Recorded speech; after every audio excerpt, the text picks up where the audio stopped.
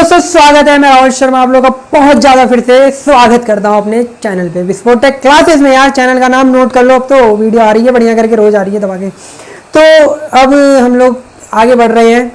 ठीक है, पिछली वीडियो में हमने किसके बारे में बात करी? ओम के नियम का सत्यापन करा था अनुगमन वेग के आधार पर। ठीक है, बहुत इंपॉर्टेंट टॉपिक था। वहाँ पर निकल के आया था एक नया टॉपिक जो शायद से नया नहीं है, 10th क्लास में पढ़ रखा है, लेकिन यहाँ थोड़ा एडवांस लेवल पे पढ़ोगे। ठीक है, प्रतिरोध, रेजिस्टेंस, ये नाम था उसका। ठीक है, तो आज उसी के बारे में पढ़ेंगे। आखिर क्या बवाल है, क्यों आता है? ठीक है क्या वो तो शायद से आप लोगों को थोड़ा बहुत पता होगा पहले से ही। आता है क्यों है, जरूरत क्या थी, बुलाया आपने लेकिन आ गया। तो आज उसके बारे में बात करेंगे। तो हेडिंग आज आपकी पहले यही डलेगी, प्रतिरोध। ठीक है, देखो रेड कलर में चलने लग गया ये प्रतिरोध। इसे कहते हैं इंग्लिश में रेजिस्टेंस। रेजिस्टेंस, प्रतिरोध। और ये प्रतिरोध कैसा है? विद्युत प्रतिरोध, क्योंकि प्रतिरोध बहुत तरीके के होते हैं। हर तरीके में अड़ंगे लगाने वाले लोग होते हैं भाई, हर जगह पे अड़ंगे लगाने वाले। ये विद्युत धारा के मार्ग में लगाना था, इसे विद्युत प्रतिरोध बोल दिया। 11th क्लास में ऊष्मा के मार्ग में लगाना था, उसे ऊष्मी बोल दिया होगा। तो विद्युत प्रतिरोध यानी कि इलेक्ट्रिक रेजिस्टेंस। समझ आ गया आप लोगों को? नहीं आया? कोई बात नहीं, अभी तो स्टार्ट करा है, अभी बताएंगे। अभी तो आपने वो वीडियो नहीं देखी तो पहले वो जाके देखो, क्योंकि वहां पे एक फॉर्मूला निकल गया था, R = mLNE² τAV। ये बोला था, रट लो। देखो जहां याद करने की चीज होगी पहले बताऊंगा आपसे पहले कि ये रटने वाली चीज है, जो कि ये थी। तो ये याद करने की चीज थी, इसे प्रतिरोध बोल दिया। नॉर्मली प्रतिरोध का जो मतलब होता है, वो होता है किसी के मार्ग में या किसी के रास्ते में रुकावट डालना एक तरीके से। ठीक है, या विद्युत की बात हो रही है तो सीधी सी बात, जो विद्युत धारा है उसके मार्ग में रुकावट डालना। ठीक है, आवेश आ रहे हैं, तुमने बीच में रुकावट डाल दी, तो वो चीज प्रतिरोध कहलाएगी तुम्हारी। विद्युत धारा के मार्ग में रुकावट डालने को विद्युत प्रतिरोध कहते हैं। बस सिंपल सी चीज, क्लियर? लिख देता हूं, प्रतिरोध होता क्या है? विद्युत धारा के मार्ग में रुकावट डालने को विद्युत प्रतिरोध कहते हैं। ठीक है,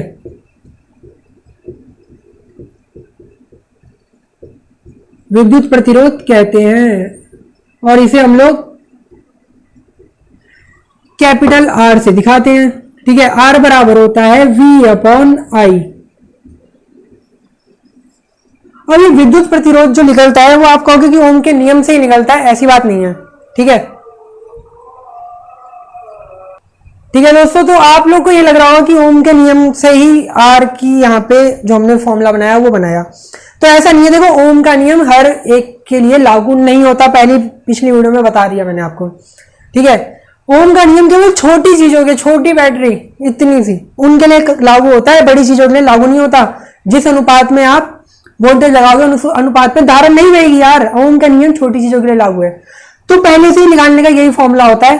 ठीक है, आर को नॉर्मली फॉर्मूला ये आपको ज्यादा याद रखना है, ये मोस्ट इंपॉर्टेंट फॉर्मूला है। अब देखो मैं बताता हूं आप लोगों को, अगर मान लो मैं कोई दो अलग अलग मटेरियल ले रहा हूं, ठीक है, एक ही चीज के, तो उस मटेरियल में ये चीज कॉमन रहेगी। ए को अगर मैं हटा दूं, टाउ ए बी को मैंने आगे रख लिया और ए को इधर, ये चीज कहने का मतलब ये है। एम यहाँ पे क्या था भैया? इलेक्ट्रॉन का द्रव्यमान सेम रहेगा। इलेक्ट्रॉन को मैं चाहे इस मटेरियल में लूं, उसमें लूं, इसमें लूं, हर जगह सेम। एन अगर मान लो मैंने कॉपर, ठीक है, उसकी बात कर रहा हूं, कॉपर के वायर की, तो कॉपर के वायर के एकांक क्षेत्रफल में जितने मुक्त इलेक्ट्रॉन होंगे वही दूसरे वाले कॉपर में भी तो होंगे, सेम टू सेम। ठीक है, यानी कि क्वालिटी तो एक ही है, ऐसा थोड़ी कि बदल रही है वो। तो एन भी यहां पे सेम होगा। ई इलेक्ट्रॉन पे आवेश सेम, टाउ ए बी, उनके बीच अगर कॉपर की बात कर रहा हूं तो सेम समय पे टकराएंगे वो लोग। ठीक है, इलेक्ट्रॉन का जो शांति काल होता है वो, तो ये चीज सेम रहेगी हर एक चीज के लिए। ठीक है, हर एक चीज के लिए। तो इस चीज को हमने एक नया नाम दिया, इसको मैं इधर लिख लेता हूं, इस ब्लू वाली चीज को, इसको हमने नाम दिया विशिष्ट प्रतिरोध। विशिष्ट प्रतिरोध। ठीक है, और इसके रो से दिखाते हैं, इंग्लिश में बोले तो ऐसे रेजिस्टिविटी।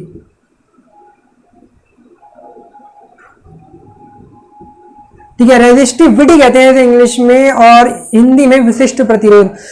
हर एक मटेरियल का अपना ये चीज होती है, क्वालिटी, जिसे क्वालिटी फैक्टर जिसे कहते हैं हम लोग। ठीक है, आप ले गया है फर्जी वायर और आप ले गया है एल्यूमिनियम की टॉप क्लास वायर। ठीक है, तो जो क्वालिटी होगी वो आपको पता है फर्जी और किस में बेटर होगी। एल्यूमिनियम की अच्छी होगी तो उसका रो अच्छा होगा, इसका मतलब उसके अंदर ये सारी चीजें फिक्स रहेंगी और बहुत बेहतरीन चीज में होंगी। क्लियर। लेकिन लंबाई और क्षेत्रफल हर चीज का अलग अलग। दो कॉपर के वायर, एक बड़ा एक छोटा। ठीक है, तो अब मैं ये कहूं कि प्रतिरोध जो है वो डिपेंड कर रहा है किसमें, लंबाई और क्षेत्रफल में। लेकिन विशिष्ट प्रतिरोध, अब इसका फॉर्मूला क्या बन गया, देखो आर का फॉर्मूला मैं ये लिख सकता हूं,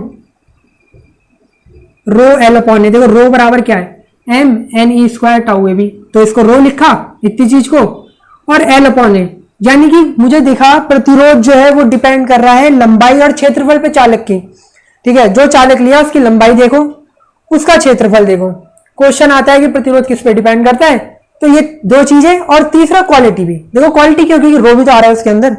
ठीक है, फर्जी चीज ले आओगे तो क्या उसके अंदर प्रतिरोध नहीं होगा, बहुत टॉप लेवल का होगा भैया उसके अंदर। तो रो भी डिपेंड करता है बहुत अच्छे तरीके से।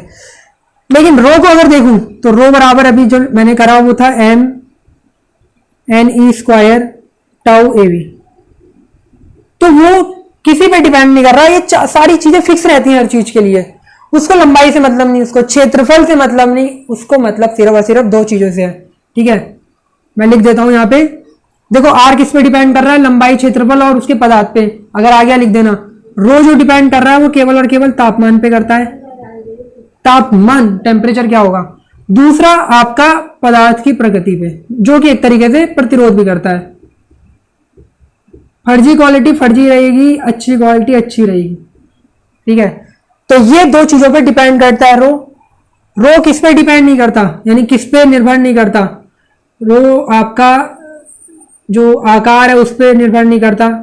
ठीक है, चतुर्भुज बनाओ, वृत्त बनाओ, त्रिभुज बनाओ, कोई टेंशन नहीं, रो वैसे का वैसे ही रहेगा। कॉपर है तो कॉपर की क्वालिटी सबको पता है, उसका तार बनाओ, रस्सी बनाओ, कुछ भी बनाओ, कॉपर की सबको तो क्वालिटी पता है। ठीक है, आकार और उसका शेप, ठीक है, साइज जिसे कहते हैं, उस पर डिपेंड नहीं करेगा ये रो। क्रॉस का मतलब डिपेंड नहीं कर रहा, और इस पर डिपेंड कर रहा है। दो चीजें पता होनी चाहिए आप लोगों को। ठीक है दोस्तों, ये चीज पता हो गई आप लोगों को। तो ये दो फॉर्मूले बहुत अच्छी तरीके से याद रखने हैं आप लोगों को। ठीक है, अब एक छोटा सा न्यूमेरिकल समझ आ गया, इसका स्क्रीनशॉट ले लो फटाफट। प्रतिरोध क्या होता है, अब प्रतिरोध मतलब होता क्यों है ये तो बताना रह गया, मोस्ट इंपॉर्टेंट चीज। देखो प्रतिरोध क्या है वो तो समझ आ गया भैया, विद्युत धारा के मार्ग में जो डाली रुकावट वही प्रतिरोध। लेकिन क्यों आए, क्यों, तो मैंने बताया था कि चालक है, चालक के अंदर बहुत सारे इलेक्ट्रॉन होते हैं, 10⁻29 से 28 तक पर मीटर क्यूब में उसके। ठीक है, तो अब ये इतने सारे इलेक्ट्रॉन जब अंदर घूमेंगे तो वहां पे प्लस चार्ज भी बहुत सारे संख्या में रहेंगे। और तो दोस्तों अब देखो ये सारी चीज तो समझ में आ गया आप लोगों को, इसका स्क्रीनशॉट ले लो। अब एक मोस्ट इंपॉर्टेंट चीज कि प्रतिरोध आखिर होता ही क्यों है। ठीक है, तो आपको पता है कि जो चालक होता है उसके अंदर बहुत सारे इलेक्ट्रॉन होते हैं, उसके पर मीटर क्यूब में 10⁻29, ठीक है, 29 इलेक्ट्रॉन होते हैं, जहां तक है 28-29 चलता रहता है मामला। बहुत सारे इलेक्ट्रॉन हो गए। अब उन इलेक्ट्रॉन को बोला जाता है जैसी बैटरी लगी तो चलो, तो उनके लिए चलना इतना आसान नहीं होता यार, समझो। ठीक है, छोटे से कमरे में 100 बंदों को लाया, जहां पे मतलब इकट्ठा करने की जगह नहीं है, और वहां तुम कह रहे हो भागो, तो वो हर किसी से टकराता रहेगा। तो भैया जो विद्युत धारा है वो क्या कहती है कि आवेश चलेगा तो ही विद्युत धारा बनेगी। इलेक्ट्रॉन चला कम, टकराया पहले, समझ रहे हो, जैसे ही टकराया कुछ सेकंड के लिए रुक गया, जहां रुका विद्युत धारा खत्म वहां पे, तो उस स्टेज में हम कहते हैं वहां प्रतिरोध लग गया। ठीक है, क्यों आया, इलेक्ट्रॉन टकराया, टकराते ही रुका तो प्रतिरोध। और इलेक्ट्रॉन एक बार नहीं टकराता, हजारों बार टकराता है, करोड़ों बार। भैया अंदर जंग लड़ रहा है, वो तुम्हें अपनी पड़ी है, पिछली बार बताया था, तुम्हें अपनी पड़ी है कि क्या हो रहा है, मतलब ये नहीं आ रही, वोल्टेज नहीं आ रही अंदर, उससे भी तो पूछ लो क्या कहानी कट रही है उसके साथ। तो वो जितनी बार चलेगा उससे ज्यादा बार वो टकराएगा, और टकराएगा रुकेगा, तो जहां वो रुक गया समझ लो प्रतिरोध आ गया। तो प्रतिरोध किसके कारण उत्पन्न होता है, मुक्त इलेक्ट्रॉन के धन आयनों से बार बार टकराने के कारण। ठीक है, नोट करो, इस चीज को नोट करो, नोट करने वाली बात है। प्रतिरोध होता क्या है वो तो सब जानते हैं, क्यों होता है प्रतिरोध, वो चीज है मुक्त, ढंग से लिख जा, मुक्त इलेक्ट्रॉन के बार बार धन आयनों से टकराने के कारण,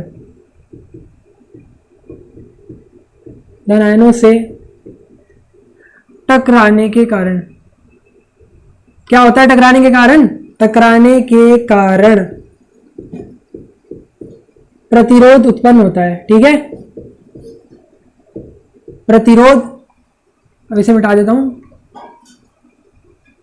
उत्पन्न होता है। समझ आ गया प्रतिरोध कैसे उत्पन्न होता है? तो मोस्ट इंपॉर्टेंट लाइन है, वो बार बार टकराएंगे, रुकेंगे और फिर प्रतिरोध आएगा, सीधी सी बात। तो ये पूरा कंसेप्ट है आपका प्रतिरोध का। ये दो फॉर्मूले रटे जाने चाहिए, ये वाला और सबसे मेन ये वाला। ठीक है, क्लियर। अब एक छोटा सा न्यूमेरिकल कर लेते हैं, इसे मिटा देता हूं फटाफट।